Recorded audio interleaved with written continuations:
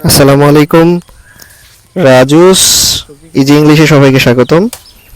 আজকে আমি মূলত আছি আমার সবজি বাগানে এবং আমি এখানে কিছু সবজির ইংরেজি নিয়ে কথা বলবো।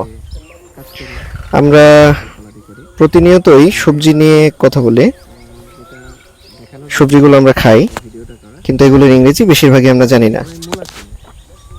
তো আজকে এই সবজিগুলো নিয়ে আমি কথা বলবো এবং এই সবজিগুলোর ইংরেজি কিভাবে মনে রাখা যায় সেটাও দেখাবো।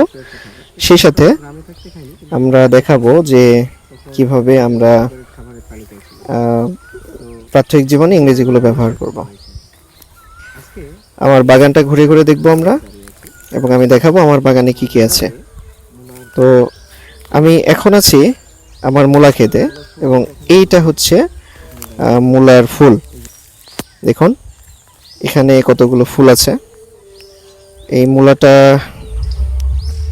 এই সাদা ফুলটা একটু দেখুন, সাদার মধ্যে একটা বেগুনি ছাপ আছে। এই যে এটা আরেকটা ফুল। এরকম অনেকগুলো ফুল আছে আমার আশেপাশে। আর আমি এই মুহূর্তে আছি আমার মূলো ক্ষেতের সামনে। তো প্রশ্ন হলো যে মূলোর ইংরেজি কি? আমি শেষে এসে সবগুলোই বলে দেব। তো মূলোর ফুলগুলো দেখুন।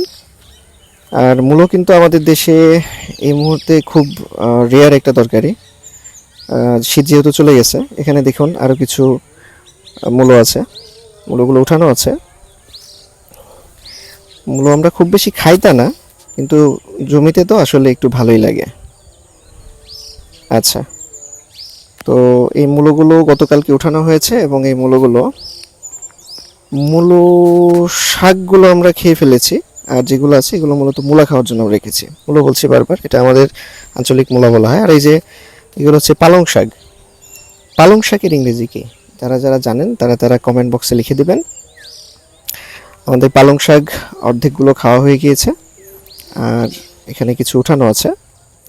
আবার সামনের দিকে এখানে কিছু ঢেঁড়স আমরা নতুনভাবে লাগিয়েছি, এগুলো আস্তে আস্তে বড় হচ্ছে আলহামদুলিল্লাহ। এদিকে ধনিয়া আছে এবং পাশেই দেখেন আমাদের কপি এবং ব্রোকলি নিয়ে একটা আছে অংশ। এই পাশে কপি আছে। প্রথমে এই যে সাদা একটা ফুলকপির ইংরেজি কালিফ্লাওয়ার, এটা আমরা সবাই জানি। এখন প্রশ্ন হচ্ছে যে বাঁধাকপির ইংলিশ কে? এই ফুলকপিটা একটু দেখুন। এটা বিশেষ কোনো সার বা কীটনাশকের ব্যবহার খুব কম হয়েছে, একেবারে হয়নি তা না, খুবই কম হয়েছে। এরপরে সামনের দিকে যদি আমরা একটু দেখি তাহলে এখানে আরেকটা ফুলকপি আছে, এখানে কিছু বাঁধাকপি আছে, আরও কিছু ফুলকপি। বাঁধাকপি মাত্র হচ্ছে, বাঁধাকপি অবশ্যই এখনও এই অবস্থায় যায়নি। ফুলকপিগুলো যদিও খাওয়া যাবে এবং এই সাইজের ফুলকপিগুলো আসলে খেতে ভালো লাগে। ওই পাশে ব্রোকলি হয়েছে, ব্রোকলির মাত্র ফুল আসা শুরু হয়েছে, খুব ছোট ছোট দেখা যাচ্ছে, এটা ক্যামেরায় হয়তো দেখা যাবে না। তো এই পাশে আরও কিছু বাঁধাকপি এবং এই সমস্তটাই হচ্ছে ফুলকপি, বাঁধাকপি আর ব্রোকলি দেওয়া। এই আচ্ছা, এরপরে ওইদিকেও আরও কিছু ব্রোকলি আছে। সামনের দিকে আছে টমেটো। এই টমেটো খুব বেশি দিন হয়েছে লাগানো তা না। এই যে টমেটো দেখেন কুড়ি চলে এসেছে, ছোট ছোট কুড়ি আলহামদুলিল্লাহ। এখান থেকে ফুল এবং পরবর্তীতে টমেটো ধরবে।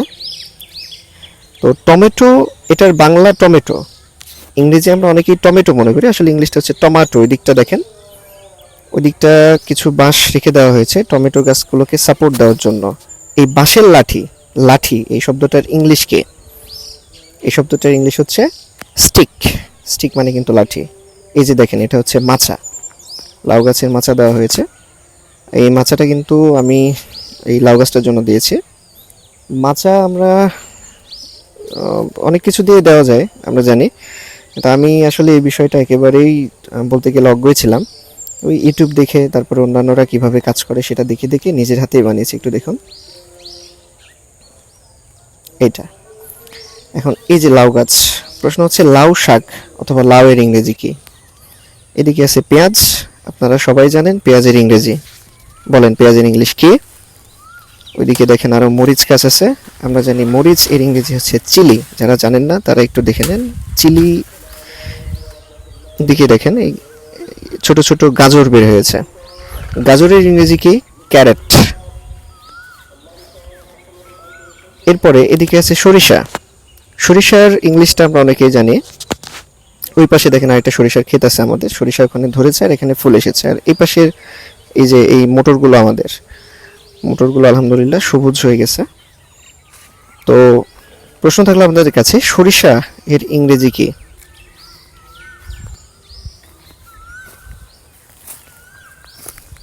আচ্ছা, কমেন্ট বক্সে কমেন্ট করে দেবেন সবাই। এরপরে এখানে দেখেন আমাদের আরও কিছু ছোট ছোট জিনিস আছে। এখানে আমি আসলে এই বাঁশগুলো রেখেছি টমেটোর একটা সাপোর্ট দেওয়ার জন্য। সরিষার গাছটা কিন্তু খুব সুন্দর। লাউয়ের পাতাগুলো দেখেন, মরিচ গাছ আছে এখানে, এপাশে আরও কিছু মরিচের গাছ দেওয়া আছে, ধনিয়া আছে ছোট ছোট। এগুলো একটু লেট হয়েছে আমাদের, এগুলো অবশ্য আগে আগে হয়। এখানে দেখেন আমাদের বরবটি। বরবটি গাছ মাত্র হচ্ছে। এখন প্রশ্ন হলো যে বরবটি এই শব্দটার ইংরেজি কি? কমেন্ট বক্স খোলা আছে, যারা যারা সঠিক উত্তর দেবেন তাদেরকে আগাম ধন্যবাদ। আর আমি ডেসক্রিপশনে হয়তো এই ইংরেজিগুলো বলে দেব। ওইদিকে দেখা যাচ্ছে ক্ষীরা। এই গাছগুলো মূলত ক্ষীরার ছোট ছোট গাছ, কয়েকদিন আগেই মাত্র লাগানো হয়েছে। ওই পাশে বেগুন আছে কিছু। ক্ষীরার পাশে যে ফাঁকা জায়গাটা আছে, এখানে মূলত তরমুজ করার চেষ্টা করা হয়েছিল। তরমুজটা আসলে হচ্ছে না, এই যে দেখেন বেগুন। আর এই কলার বাগানটা হচ্ছে আমার বাবার। আমার বাবা তার একান্ত চেষ্টায় এই বাগানটা করেছিলেন, কিন্তু বৃষ্টি একটু লেট হওয়ার কারণে বাগানটা ভালো হয়নি। তো যাই হোক, বরবটির ইংরেজি কিন্তু কমেন্ট বক্স খালি আছে, আপনারা দিয়ে দেবেন। আর বরবটিগুলো কেমন হয়েছে অবশ্যই জানাবেন।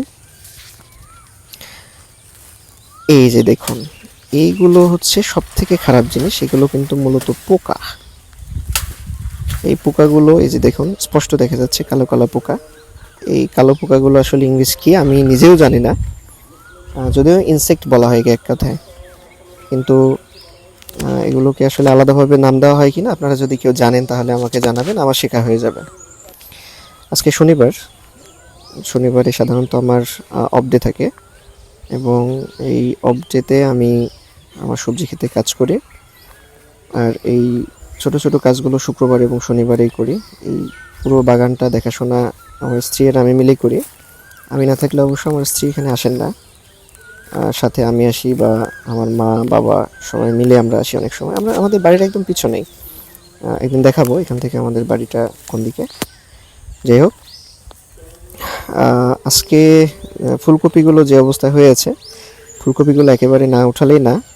এই ফুলকপিটা আজকে আমরা উঠাবো, এবং আজকে হয়তো এটার ভাজি বা স্যুপ কিছু একটা খাওয়া হতে পারে, কারণ এর থেকে বড় হয়ে গেলে স্বাদ লাগবে না। আচ্ছা, এই যে উঠানো হচ্ছে ফুলকপিটা, দেখেন। ওকে, এই যে দেখেন কি অবস্থা। তো ঠিক আছে, সবাইকে অনেক ধন্যবাদ এতক্ষণ আমাদের সাথেই ছিলেন। আমি আপনাদের সবার কাছে দোয়া চাই সার্বিকভাবে কল্যাণের জন্য। আর এই যে আমাদের গার্ডেনে সবার দাওয়াত থাকলো একদম ফ্রেশ ফ্রেশ সবজিগুলো খাওয়ার জন্য। ধন্যবাদ, আল্লাহ হাফেজ। ভিডিওতে জিজ্ঞেস করা শব্দগুলোর ইংরেজি জানতে হবে না? প্রথমে ছিল মূলা, মূলার ইংরেজি হলো র্যাডিশ। তারপরে ছিল পালং শাক, স্পিনাচ। বাঁধাকপির ইংরেজি হলো ক্যাবেজ। পেঁয়াজকে ইংরেজিতে বলে অনিয়ন। ইংরেজিতে মাস্টার্ড মানে হলো সরিষা। আর বরবটিকে বলা হয় সোর্ট অথবা লং বেনস।